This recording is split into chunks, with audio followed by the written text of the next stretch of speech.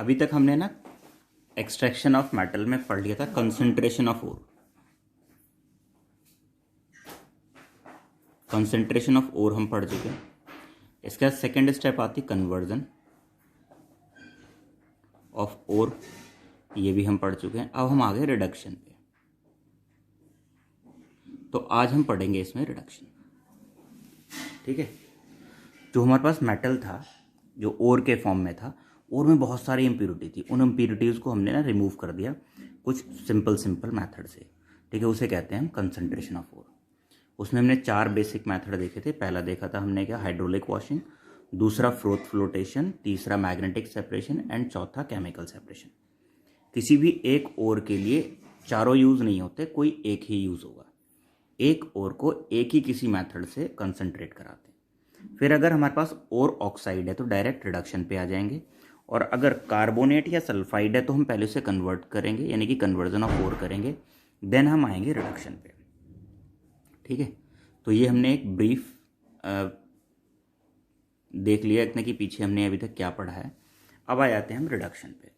Reduction जो process है ना, इस रिडक्शन में हमारे पास जो मेटल ऑक्साइड है, मेटल ऑक्साइड को मेटल में कन्वर्ट किया जाएगा।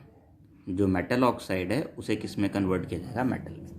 तो अगर हम रिडक्शन की डेफिनेशन देखें तो रिडक्शन की डेफिनेशन में हमने इस चैप्टर में क्या रहेगी, the process of conversion of metal oxide to metal. Metal oxide को मेटल में कन्वर्ट करना, दैट इज रिडक्शन। हमने पहले क्या पढ़ा, removal of oxygen called reduction. देखो ऑक्सीजन रिमूव हो रही है, रिडक्शन। या फिर decrease in charge called reduction. 2 positive था और यहाँ चार्ज 0 हो गया, तो क्या हो गया, चार्ज डिक्रीज हो रहा है, तो ये भी क्या, रिडक्शन है। ये हमने डेफिनेशन पहले पढ़ी थी, अभी डेफिनेशन ये रहेगी। ठीक है, जो हमें इमीडिएट देखने को मिलेगा कि मेटल ऑक्साइड में से ऑक्सीजन जा रहा है, यानी कि रिमूवल ऑफ ऑक्सीजन। हैं तीनों सेम चीज़। ठीक है, अगर रिडक्शन की डेफिनेशन आती लिखने को तो ये दोनों लिखोगे, ये लिखने की जरूरत नहीं है। अब आ जाते हैं, for the reduction of metal oxide we use 3 method. Metal oxide के रिडक्शन के लिए हम मेनली 3 मैथड यूज़ कर सकते हैं। वो डिपेंड करेगा मेटल कितना रिएक्टिव है। कम रिएक्टिव है तो कुछ और यूज़ होगा, थोड़ा ज़्यादा रिएक्टिव है तो कुछ और मेथड, और रिएक्टिव है तो और कुछ और, बहुत ज़्यादा रिएक्टिव है तो 4th मेथड। इस तरह से हमारे पास 4 मेथड है। सबसे पहला है हमारे पास बाय हीटिंग। ठीक है, केवल हमें क्या करना है, हीट करके मेटल को रिड्यूस करना है।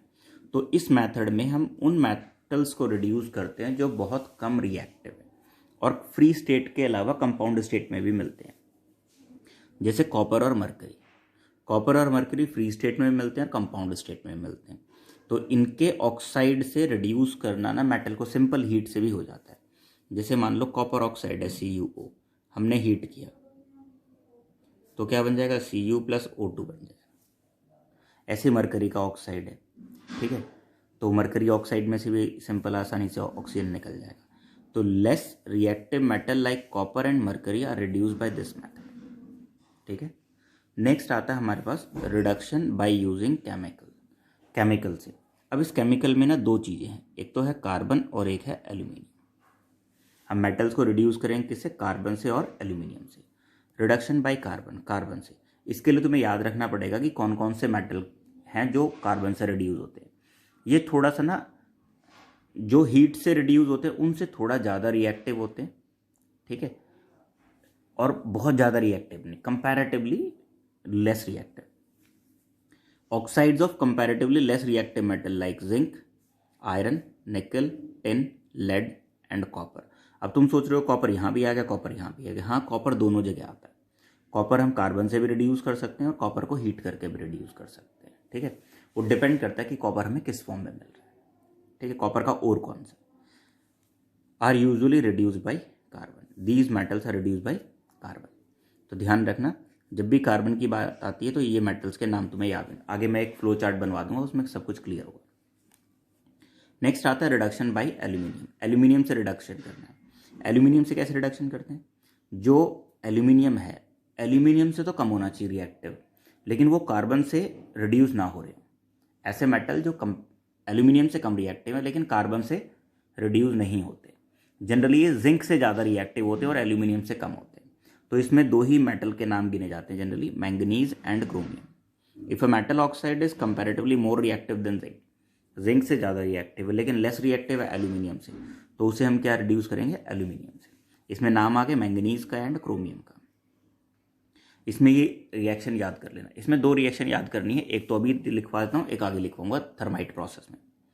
MnO2 plus aluminium gives manganese plus Al2O3 plus heat. ये एक एक्सोथर्मिक रिएक्शन। ये हीट जो है इतनी ज़्यादा हीट है कि इस मैंगनीज को मेल्ट करा दे, यानी कि मैंगनीज जो है ना मॉल्टन स्टेट में आ जाएगा, मॉल्टन स्टेट मेल्ट हो जाएगा। ठीक है, तो ये इस तरह का रिएक्शन है। क्योंकि ये मेल्ट कर रहा है मेटल को, इस रिएक्शन को हम आगे यूज़ करेंगे थर्माइट प्रोसेस में। ठीक है, अब एक सस्पेंस आ गया, क्या थर्माइट प्रोसेस क्या है, नेक्स्ट वीडियो में देखते हैं थर्माइट प्रोसेस क्या है। इस वीडियो में हमने भी क्या पढ़ा है, रिडक्शन पढ़ा है, reduction by heating, reduction by carbon and reduction by aluminium.